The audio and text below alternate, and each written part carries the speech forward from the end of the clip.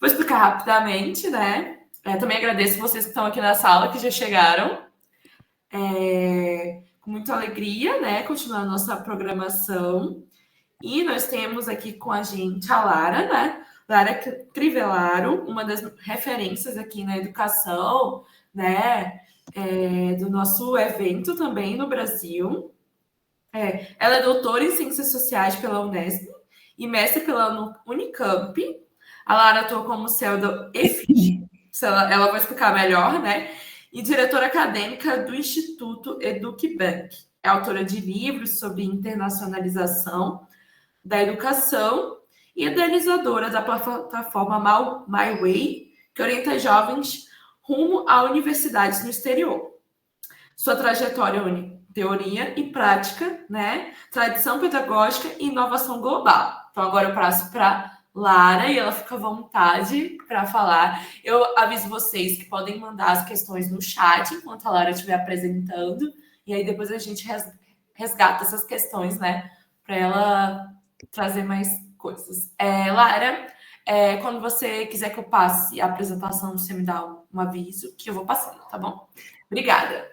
Tá bom, Laís, muito obrigada, prazer em ter todos aqui. Realmente uma conferência bastante interessante, de altíssimo nível, e eu estou muito feliz de estar aqui com vocês. Hoje a gente vai falar sobre um tema que é muito importante para todos nós. Se puder passar, Laís, as questões relativas do local ao global, né? A gente falou toda manhã muito sobre essas questões relacionadas, inevitavelmente, à IA, ela tem aparecido em todas as falas, e para isso a gente também precisa refletir sobre o ser humano que está atrás, né? Quem é esse cidadão que hoje já não é mais só um estudante local, mas mesmo estando num local, ele tem uma conexão global, e isso demanda aí algumas competências dessa era digital que a gente precisa rever e precisa avaliar, né? Como é que a gente se responsabiliza por isso, na formação desse sujeito. Isso tudo vem após essa aceleração tecnológica das últimas décadas, né? E, inevitavelmente, ela transformou de maneira significativa a forma como a gente produz conhecimento, a forma como a gente se relaciona, a forma como a gente organiza o trabalho. A tecnologia, especialmente a ferramenta de inteligência artificial generativa, ela alterou a base da vida cotidiana, né? Ela colocou a educação diante de um desafio inédito. Como é que a gente lida com essa molecada que está aí, com essa geração que, ao mesmo tempo, a gente precisa criar esses valores todos, né? E sem fronteiras, porque as fronteiras tradicionais se dissolveram. A divisão entre aprender, trabalhar, participar da vida pública, ela está cada vez mais tênue, exigindo que a gente defina novos sistemas, repense qual é a nossa missão social. E aí, ao mesmo tempo, a gente percebe e a gente tem resultados como os relatórios recentes da World Economic Forum de 2023, que traz para a gente dados como 40% das competências profissionais que virão por aí, né, deverão ser atualizadas ao longo dessa década aqui, não é nem da próxima, é dessa década que nós estamos vivendo, né? Isso é resultado direto da automação avançada, da digitalização de setores produtivos, da expansão de novas ocupações ligadas à análise de dados, à computação em nuvem, à economia criativa, à tecnologia verde, coisas que são todas muito recentes. Então, essa reorganização estrutural que a gente está vivendo, ela define o que significa preparar um estudante para o futuro, né? É uma bússola absolutamente desorientada, sem que a gente saiba aonde a gente precisa chegar, porque nós não sabemos qual é o resultado final disso. Mas a gente precisa criar modelos de estabilidade profissional, de formação de carreiras, previsíveis para esses estudantes, porque, afinal, eles são nossa responsabilidade, né? A OECD, né, fala sobre as competências do século XXI e ela não se restringe mais a domínios técnicos, mas ela envolve a capacidade analítica, capacidade de colaboração, capacidade intercultural, pensamento crítico, responsabilidade digital, elementos que passam a ser central na cidadania global, que é o que a gente precisa preparar estudante. Então, eu acho que assim, eu quero começar aqui a minha fala fazendo uma provocação, né? Convidando vocês para refletir que tipo de sujeito queremos formar diante de um mundo que muda mais rápido do que as nossas instituições são capazes de acompanhar. E aí, Laís, se você puder ir passando o slide, porque eu vou me empolgando e acabei... pode passar, isso tudo a gente já até falou, né? Então, não, pode... Então, a gente tem que começar aí pensando nas questões relacionadas à inovação, sociedade e educação. O que exatamente isso tudo precisa ser pontuado? Que transformações contemporâneas são essas? Que exige recuperar o diálogo entre a inovação, a cultura e a organização do trabalho. Esse eixo central que para a sociologia da educação, desde o século XX, ele já se coloca, né? As mudanças econômicas, sociais, provocadas pela digitalização, elas não são apenas operacionais, elas reconfiguram o modo como os indivíduos percebem a sociedade em que eles estão vivendo, constroem suas trajetórias, participam da vida coletiva. Então, essa inovação, ela assume uma dimensão muito cultural. Ela passa a ser, né, cultural à medida em que ela altera valores, expectativas, formas de pertencimento do aluno, ela produz novos arranjos sociais e novos arranjos de aprendizagem. Então, a gente percebe, já de 99, a gente tem um livro muito importante que traz já para a gente, inaugura essa ideia da sociedade em rede, que é o livro do Manuel Castells, aonde ele coloca um modelo produtivo sustentado por fluxos contínuos de informação, que é capaz de conectar economia, instituições, sujeitos em tempo real. Eu me lembro que, ao ler esse livro, no ano 2000, a gente ainda... Eu não tinha uma dimensão exata do que ele estava dizendo quando a gente falava em sociedade em rede, porque a gente tinha acesso à internet. Mas a gente avançou. A internet, ela foi só um motor. Quando a gente olha para as redes sociais, quando a gente olha para a IA, quando a gente olha para tudo que a gente está vivendo, fica muito mais claro o que é que ele já estava prevendo, né? E aí a gente tem essa lógica de previsibilidade típica da era industrial, né? Que desloca a centralidade da estrutura rígida de um ecossistema pronto para um ecossistema flexível, onde a colaboração, a adaptabilidade, a capacidade de aprender rapidamente, ela passa a ser a habilidade determinante, não mais a sua capacidade técnica. E aí tem um outro livro de 2007, que é do Zygmunt Bauman, que fala em modernidade líquida.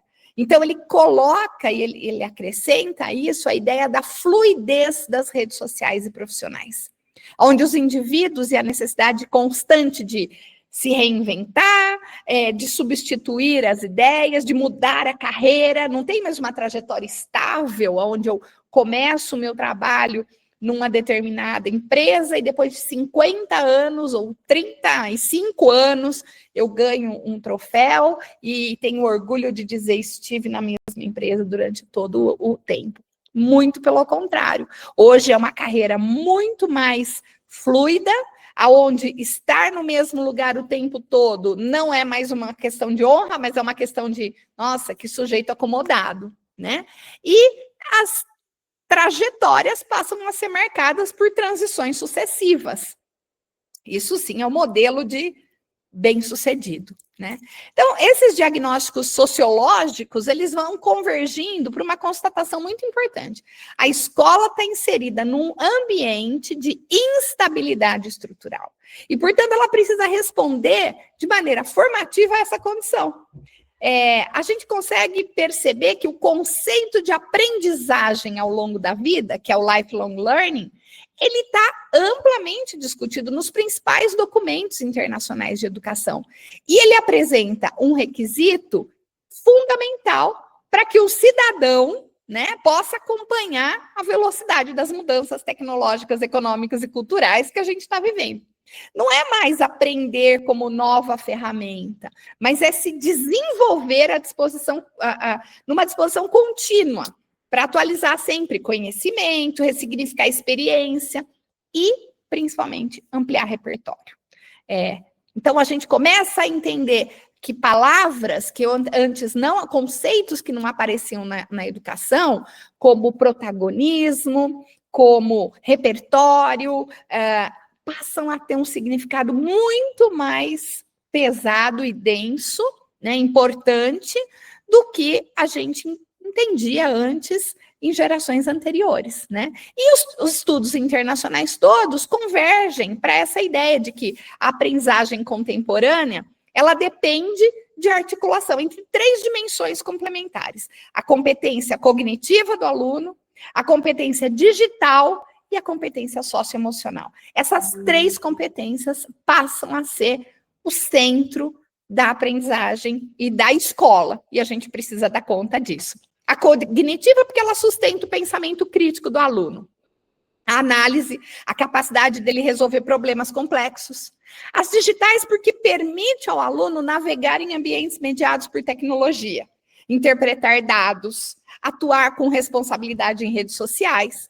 E as socioemocionais, não preciso nem dizer, né? São essenciais para a gente conviver nesse ambiente de forma ética, colaborativa, um diálogo intercultural e tentar manter a nossa saúde mental, que é um tema muito importante de discussão hoje dentro das escolas. Então, esses elementos, eles passam a ser indispensáveis numa sociedade totalmente pluralizada e globalizada. E aí a gente tem que pensar em como a gente prepara esse cidadão. Pode passar, por favor?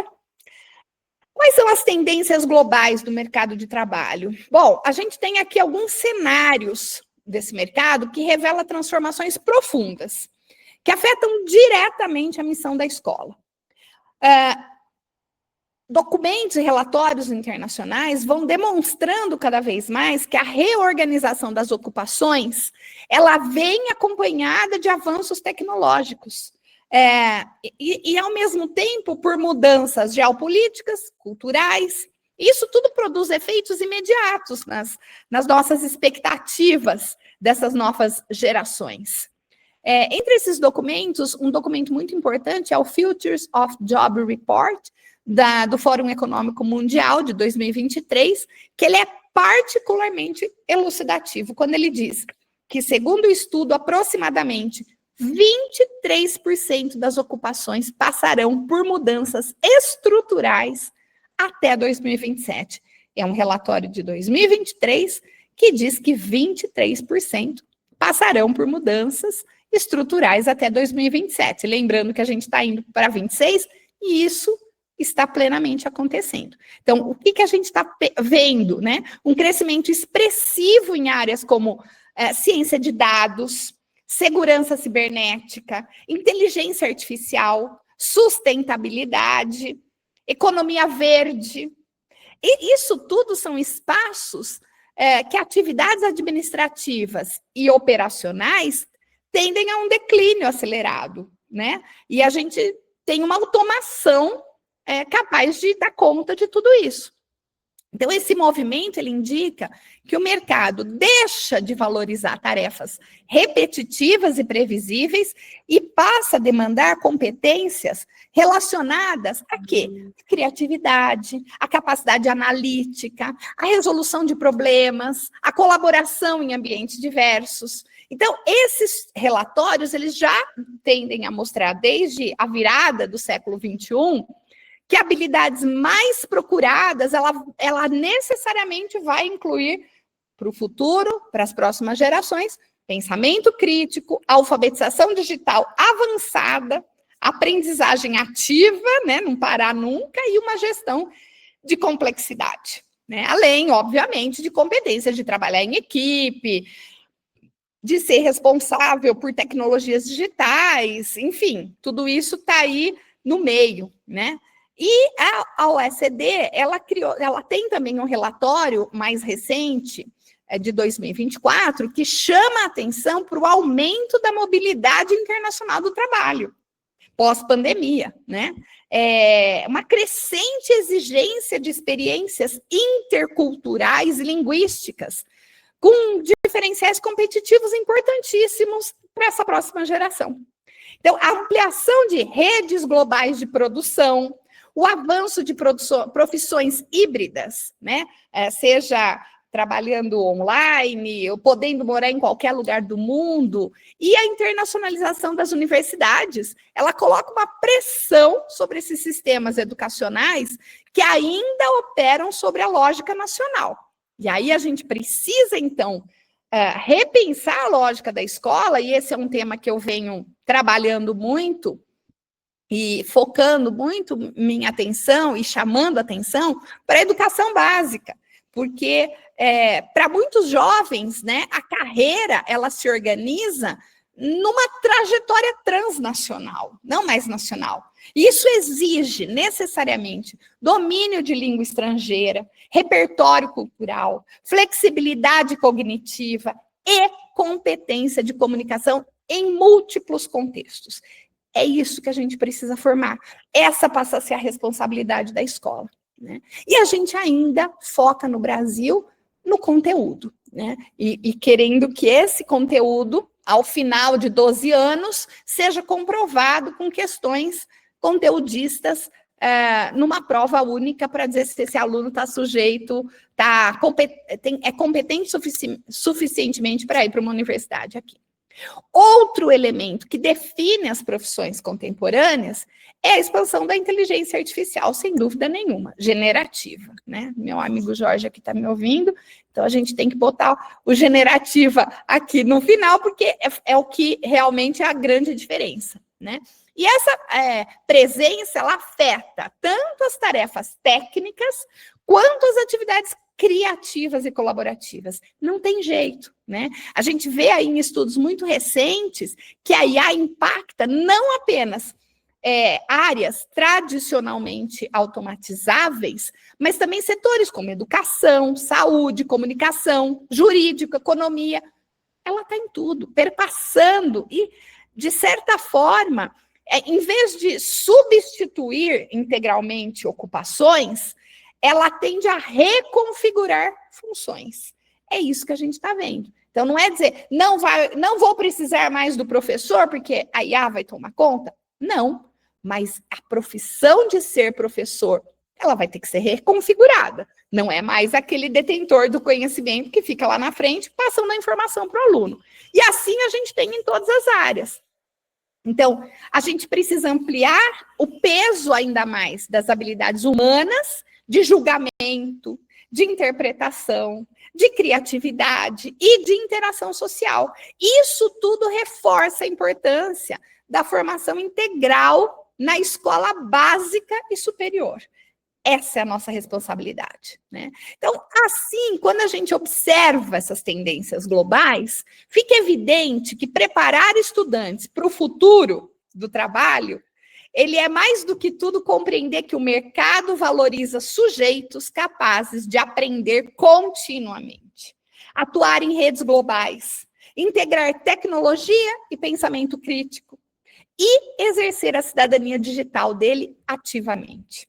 Esses elementos, eles não pertencem apenas ao campo profissional, mas ela expressa um projeto formativo coerente desse sujeito, com a construção de uma sociedade mais aberta, mais inovadora, mais democrática. Pode passar para mim, por favor? Então, a ideia é que tipo de sujeito nós queremos formar para viver nesse mundo hiperconectado, né? Esse sujeito que que está nas nossas mãos. Pode passar de novo. A discussão toda sobre o futuro do trabalho, o futuro da educação, ela não pode ser dissociada da noção de cidadania global. Esse termo, desde a publicação da Unesco sobre Global Citizenship Education, em 2015, né, esse tema ganhou uma centralidade fundamental nas agendas educacionais. Ele precisa ser compreendido como uma abordagem que busca formar indivíduos capazes de agir de maneira responsável, de maneira ética, de maneira colaborativa, num mundo profundamente interdependente. As coisas estão conectadas, inevitavelmente. A Unesco diz que a cidadania global envolve 3 dimensões, e que são complementares. A cognitiva, que é a compreensão crítica de questões globais, a socioemocional, no sentido de pertencimento a uma sociedade humana comum, entre nós todos, e a comportamental, que é o compromisso com ações responsáveis em escala local e global. Então, com tudo isso, né, e retomando aí o início da minha fala, a partir dessa perspectiva, a gente percebe que as competências interculturais, elas são elementos estruturantes da formação escolar. Viver numa sociedade globalizada pressupõe a capacidade de compreendermos os diferentes pontos de vista. Ainda a Adriana de manhã falava sobre a questão da escuta, né? Muitas vezes a gente ouve, mas a gente não escuta. Então, me pôr no lugar do outro com empatia e imaginar por que ele está, como é que do ponto de vista dele ele está interpretando essa informação, né? Então, os diferentes pontos de vista são importantes. Negociar significados, reconhecer a pluralidade como um valor constitutivo da vida democrática. Tudo isso tem a ver com essa formação do sujeito global. A ética, né, planetária, o conceito super discutido por Edgar Morin, ela amplia essa compreensão, quando ela destaca que a necessidade de educar para a interdependência, a sustentabilidade, o respeito às diversas culturas, aos diversos meio ambientes, né? Em outras palavras, o que é a cidadania global? Ela não se limita somente à mobilidade internacional, mas ela é a capacidade do sujeito se reconhecer como parte de um destino comum. Se eu fizer uma coisa aqui, né, é a história da borboleta, se ela bater a asa aqui, pode ser que haja um tsunami do outro lado do mundo.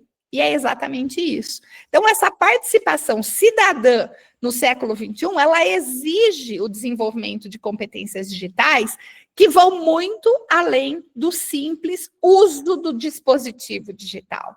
Quando a gente fala em letramento midiático e informacional desse aluno, a gente também está falando de análise crítica de dados, a gente está falando de o pensamento computacional, uso responsável da tecnologia, da inteligência artificial. Tudo isso é uma dimensão formativa dentro da ideia de sujeito global. E é muito importante que a gente tenha essa compreensão do todo. As competências socioemocionais, elas também têm um papel muito decisivo nesse processo. No mundo em que estamos todos hiperconectados, o contato com a diversidade, ele é um cotidiano, ele está aí no meu dia a dia, ele é inevitável.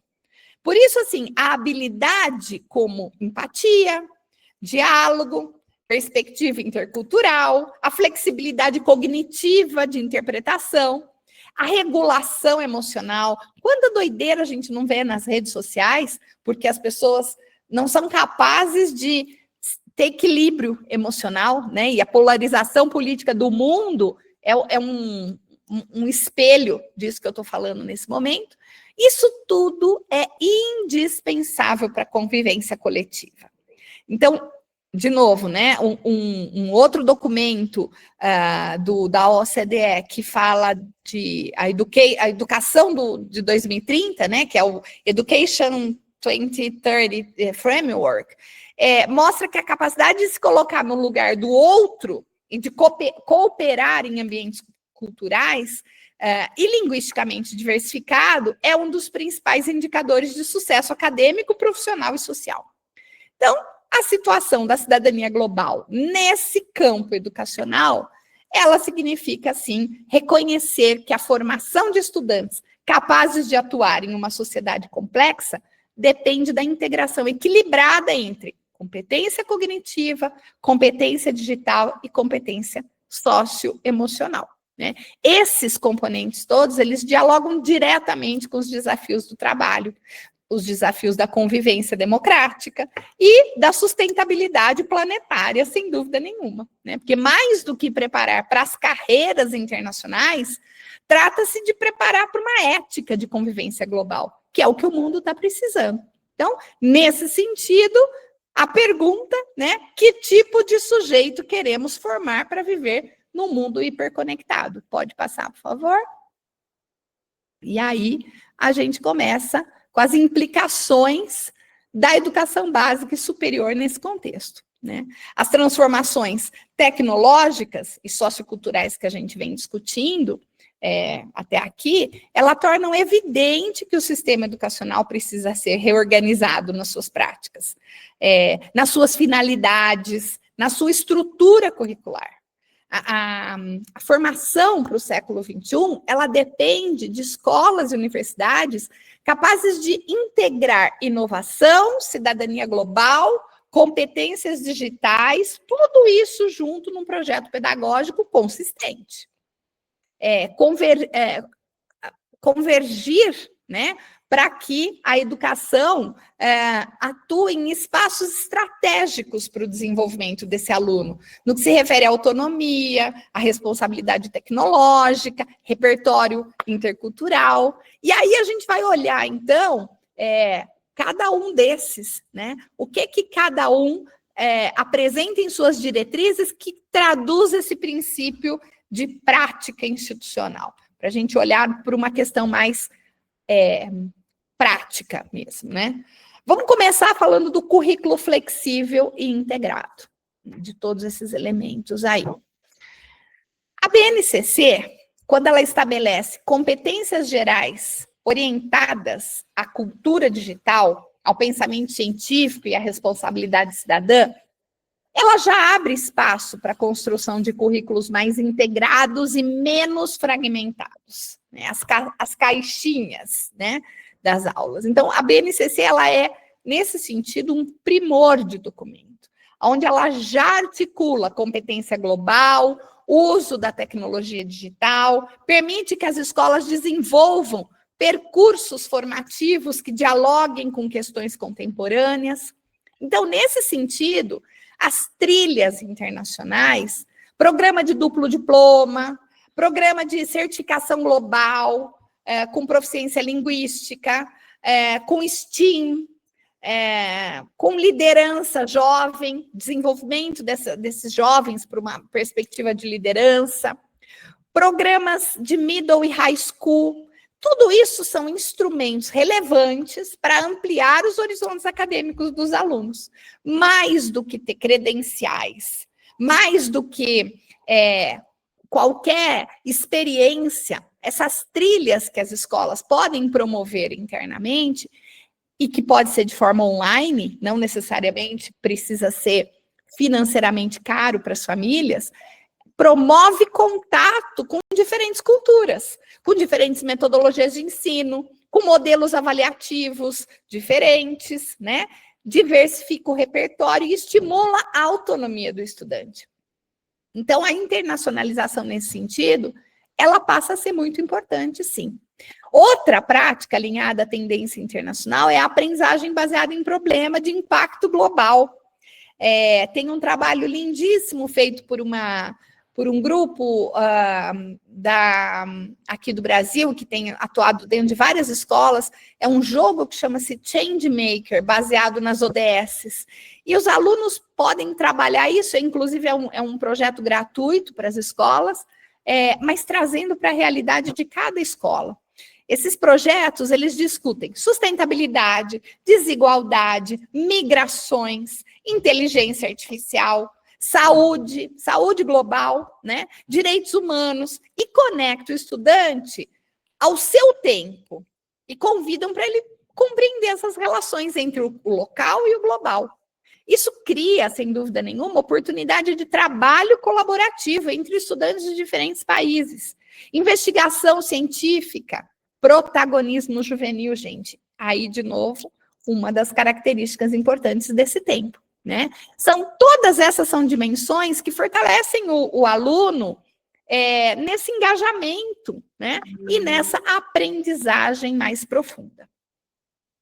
Outro elemento dessas implicações da educação, aí você puder passar, Laís, é a questão das experiências internacionais e interculturais.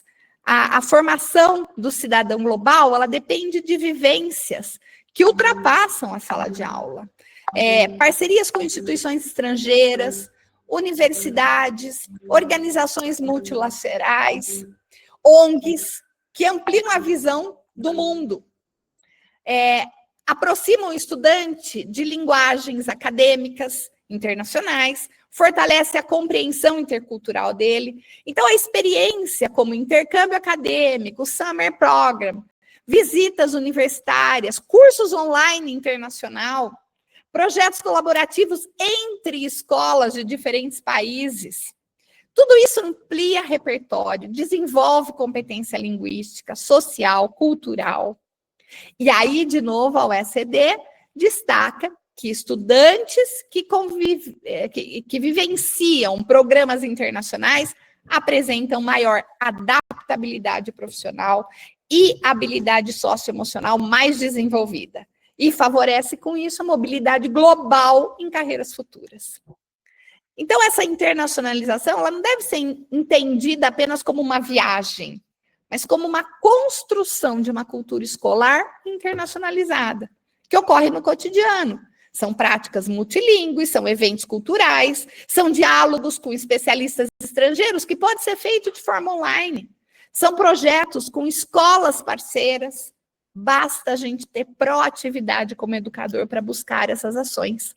Discussão sobre temas globais. Isso tudo torna o ambiente escolar mais diverso, conectado ao mundo e atrativo para o estudante, porque ele gosta disso. Vamos passar mais um ponto? É a formação docente. Nenhuma política de inovação educacional se sustenta sem investimento consistente na formação docente. Os professores, eles precisam ser mediadores dessas culturas, dessas tecnologias, desses saberes, atuando como agentes de transformação na escola contemporânea. A formação docente, ela precisa incluir, né, ao longo da formação do professor, o repertório global, atualizado sempre com as tendências internacionais, a alfabetização digital avançada. Tudo isso envolve compreensão crítica sobre a IA generativa, as metodologias ativas, as análises de dados educacionais e as ferramentas digitais para personalização da aprendizagem. Além do domínio técnico, o professor precisa desenvolver competências pedagógicas para utilizar tecnologias digitais de uma forma ética e intencional.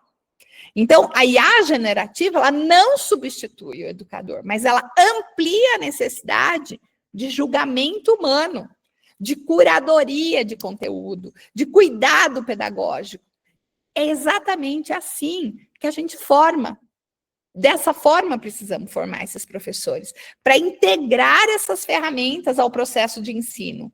Não é uma escolha apenas dele, mas é uma responsabilidade dele que isso esteja integrado. E, passando à frente, mais uma tela, a escola como um laboratório de inovação social. Né?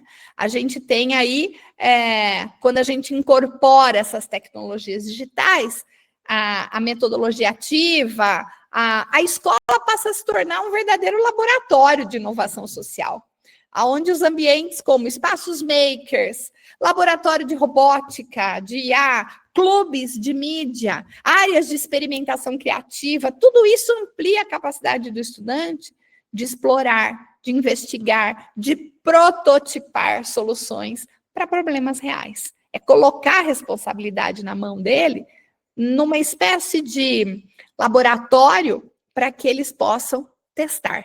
Projetos que conectam a comunidade local e desafios globais, ligados talvez à sustentabilidade, à desigualdade do bairro, à energia limpa, à saúde, à inclusão digital, ou até mesmo, gente, da cultura da paz, que é um tema tão importante, tão recorrente no nosso país. Isso tudo vai fortalecer o papel social da escola como uma promotora de cidadania ativa. A gente está falando de iniciativas de empreendedorismo social, onde os alunos podem criar, por exemplo, clube de debates, produções midiáticas, projetos interdisciplinares que aproximam cada vez mais esses estudantes de repertórios contemporâneos, né, e que desenvolvem essa responsabilidade cidadã. Então, a inovação, nesse sentido, ela precisa ser orientada por valores éticos. A formação de estudantes, ela precisa estar pensada no ambiente digital. Ela exige consciência, preparar o estudante com consciência sobre, por exemplo, o tema privacidade, integridade informacional. A gente tem eleição esse ano. Excelente laboratório para falar de integridade informacional, o bem-estar emocional, o uso responsável da IA, né? E o compromisso com o bem comum.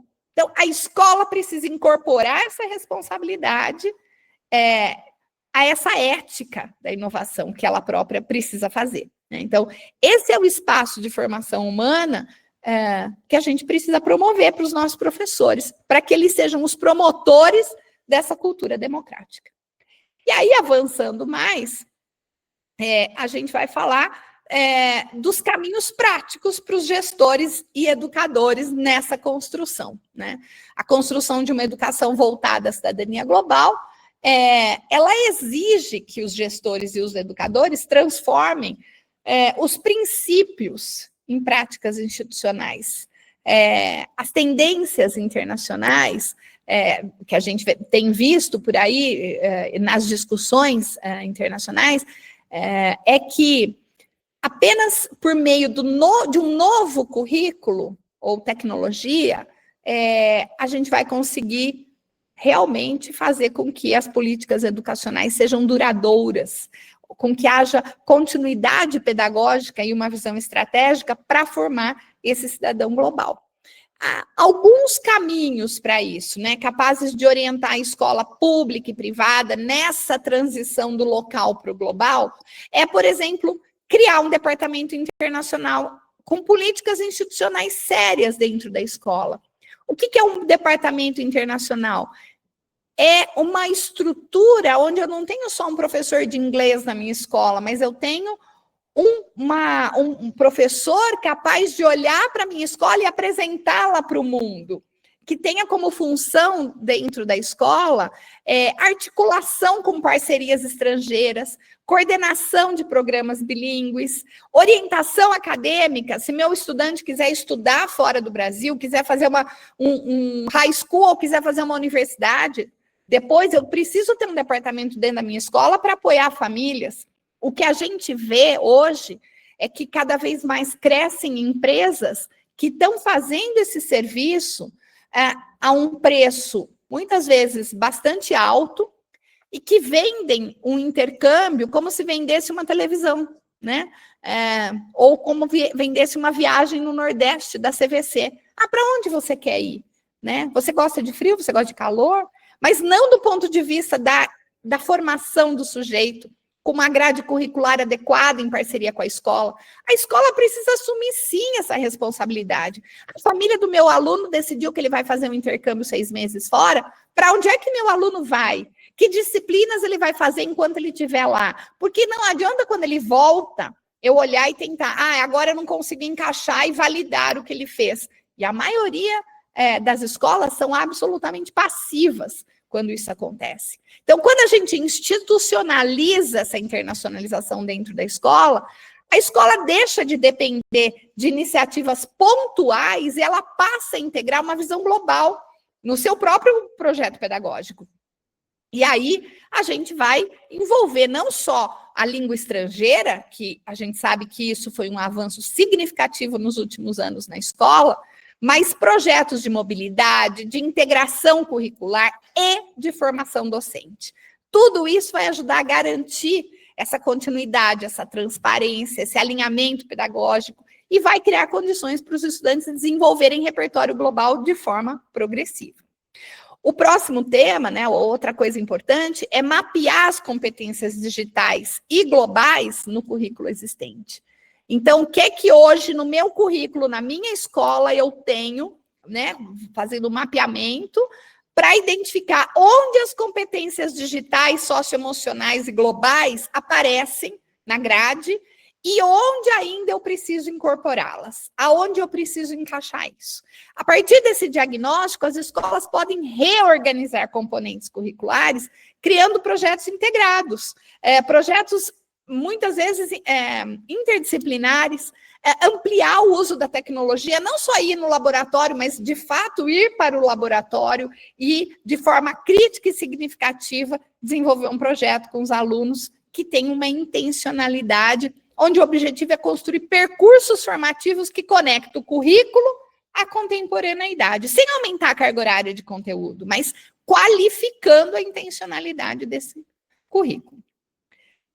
Terceiro item, incorporar perspectivas multiculturais em todas as áreas. A internacionalização, ela não se restringe à língua estrangeira. Ela perpassa o currículo como um todo. Ela incorpora a perspectiva multicultural, que significa discutir diversidade cultural em história, em geografia, em literatura, em artes, em ciências e mesmo em disciplinas como matemática e tecnologia, por meio de problemas globais contextualizados. É possível fazer isso. A abordagem multicultural que a gente pode propor dentro de uma escola, ela vai ampliar a compreensão dos estudantes sobre os mais diferentes modos de vida. Vai estimular a empatia intercultural, vai fortalecer a formação crítica desse estudante. E com isso a gente vai educar para a cidadania global, que envolve reconhecer que a humanidade ela é partilhada e ela age guiado por valores de respeito e responsabilidade. Um próximo item é incentivar os projetos de pesquisa estudantil com temas globais. Colocar esses alunos com a mão na massa para usar a IA, para refletir, né? Fazer pesquisa. Na minha época, a gente ia para a biblioteca, pegava a Barça, copiava o que estava lá. Hoje, esses projetos de pesquisa, eles precisam dialogar com questões globais e aproximar os estudantes dos desafios que eles terão aí nesse século XXI. Então, os projetos precisam estimular a investigação científica, o pensamento crítico, a resolução de problema e o protagonismo desse estudante, né? Isso a gente está fortalecendo essa perspectiva e a gente pode fazer isso através de feira de ciência internacional, projetos colaborativos, debates globais. Quinto item, ampliar as nossas redes internacionais de aprendizagem. Construir redes internacionais. A gente está aqui falando, né? Ah, mas como é que eu vou fazer isso? Muitas outras escolas no mundo também têm essas percepções e também querem se aproximar. Então, buscar, e a internet é um fórum importantíssimo para isso, muito além de promover o ensino de idiomas ou a inserção pontual de um conteúdo global no currículo, é criar conexões institucionais duradouras entre atores, para que essa cena global ela seja trabalhada, né, num microcosmo desse aluno. Então, as escolas elas podem estabelecer parceria com consulados, embaixadas, universidades estrangeiras, organizações não governamentais de atuação global, organismos multilaterais como ONU, Unesco, Banco Mundial, tem muita coisa disponível e a internet traz muitas soluções para quem é criativo, para quem quer integrar realmente seus alunos. Além de redes escolares transnacionais, que compartilham projetos pedagógicos, que compartilham metodologia e que compartilham valores. Além do ganho cultural, claro, que a gente vai experimentar a gente vai viver experiências que impactam diretamente o nosso estudante e que vão desenvolver mais esse cognitivo, esse socioemocional e essas questões éticas. Investir nessa construção dessas redes é mais do que fazer um trabalho, é mais do que reconhecer que a escola é um lugar, mas é, ao mesmo tempo, um espaço onde a gente está criando raízes, a gente está criando memórias, a gente está criando portas de entrada para o mundo. E aí a gente está vivendo um mundo extremamente marcado por desafios globais. Então, quando a gente olha todos os desafios, né, emergência climática, crise migratória, revolução digital, para tudo isso, formar estudantes capazes de dialogar com a diversidade, compreender o sistema internacional, atuar com responsabilidade planetária, é importante, é um compromisso nosso, né?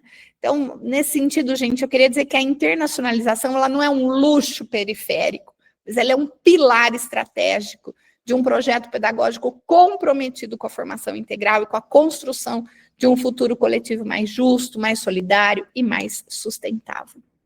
E aí, no último item desse assunto, é a questão de construir rotinas escolares que valorizem a diversidade, a sustentabilidade e a inovação. Isso inclui, por exemplo, a incorporação de práticas pedagógicas que valorizam a diversidade cultural, o diálogo intercultural e a escuta ativa, como elemento estruturante da sala de aula. Então, os projetos de sustentabilidade ambiental ligados às ODSs, promove, por exemplo, uma consciência ecológica. Outro pilar é o uso ético e responsável da tecnologia digital. Então, as escolas que estruturam as suas rotinas a partir desses princípios, ela constrói um ecossistema formativo muito mais potente, muito mais coerente com os desafios do século XXI. Vamos à frente, Laís. Então, quando a gente fala do futuro do trabalho e da democracia digital, a gente está olhando que as transformações, né, dessa cultura digital, desse mercado de trabalho, dessas relações globais, elas demonstram que a internacionalização da educação, ela não pode ser compreendida apenas como uma resposta às demandas econômicas. Ela é um projeto social mais amplo, que envolve preparar as novas gerações para atuar num mundo interdependente, marcado por desafios planetários e que ultrapassam as fronteiras nacionais. Essa internacionalização, nesse sentido, ela assume um compromisso ético, formar sujeitos capazes de compreender a complexidade do presente e agir a favor do bem comum. A cidadania global, ela está no meio de tudo isso, ela é esse objeto necessário e, para tudo isso, eu quero já ir aqui para a conclusão, para dizer, e poder ouvi-los um pouco, porque acho que eu falei demais, né? O papel da escola, ele é criar condições pedagógicas, culturais e institucionais para que os estudantes desenvolvam autonomia intelectual, consciência planetária, responsabilidade tecnológica. Não é só para fazer uma prova do Enem. Isso tudo implica cultivar pensamento crítico, letramento midiático avançado, sensibilidade intercultural e a capacidade de enfrentar dilemas éticos num mundo que está absolutamente em constante transformação. Ao mesmo tempo, a gente exige-se, né, que os educadores se reconheçam como mediadores entre esses mundos, né, entre o local e o global, entre o humano e o tecnológico e entre o presente e o futuro. Uma loucura, a gente sabe disso. Mas se há algo que os diagnósticos internacionais tornam evidentes no meio de tudo isso, é que o futuro do trabalho e da democracia digital dependerá muito menos de habilidades técnicas isoladas e muito mais da formação de sujeitos capazes de pensar, sentir e agir em escala global, sem perder de vista a realidade local, que é o que lhes dá identidade. Por isso, eu quero deixar aqui para vocês uma mensagem final que sintetiza exatamente esse percurso de forma muito clara. Pode, acho que, mudar? Vamos ver se eu botei essa última aí. É exatamente isso. Educar para o mundo globalizado é educar para um futuro que precisa ser construído coletivamente e que começa na sala de aula. Então é isso, gente. Quero agradecer a atenção e ouvi-los, porque eu me propus a fazer um diálogo aqui, mas eu acho que eu falei demais. Vamos lá. Dúvidas, comentários. Obrigada, professora. E agora, como ela falou, gente, fiquem à vontade de mandar no chat e de abrir o microfone mesmo para falar, tá bom?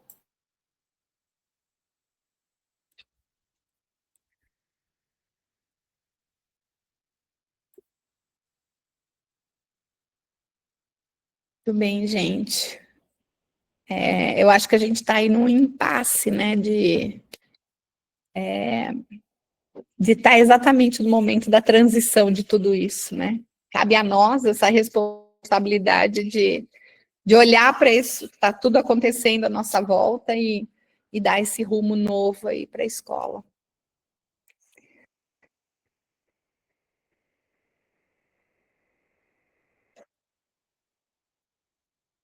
Bom, gente, acho que é isso. Quero deixar aqui os meus contatos, meu e-mail e a minha disponibilidade de dialogar sobre esse tema. É um tema que eu tenho trabalhado aí bastante nos últimos anos, escrito bastante, e tem aí alguns livros, inclusive. Eu tenho também uma coluna no Educador 21, que todos os meses eu trago uma fala, uma reflexão sobre esses tópicos todos, e quero me colocar aqui à disposição nos meus contatos pessoais, quem quiser seguir dialogando sobre esse assunto. Obrigada, viu, Laís? Por nada, professora. A professora Lana deu um comentário, né? Parabenizou. Ela disse que não consegue abrir o microfone, mas que foi muito importante, né? Sobre refletir sobre todos esses apontamentos. Também agradeço muito a sua presença. Foi muito rico, muito importante ouvir essas questões todas. E se alguém. Ainda temos tempo. Se alguém quiser, se não quiser, a gente encerra. Eu acho que é o tempo do pessoal tomar e ir ao banheiro para a próxima fala. Exatamente. São todas muito boas, né? Sim. Muito obrigada, viu, Laís? Nada. Então, nós nos encontramos na próxima palestra, né? Obrigada. Obrigada, professora. Até.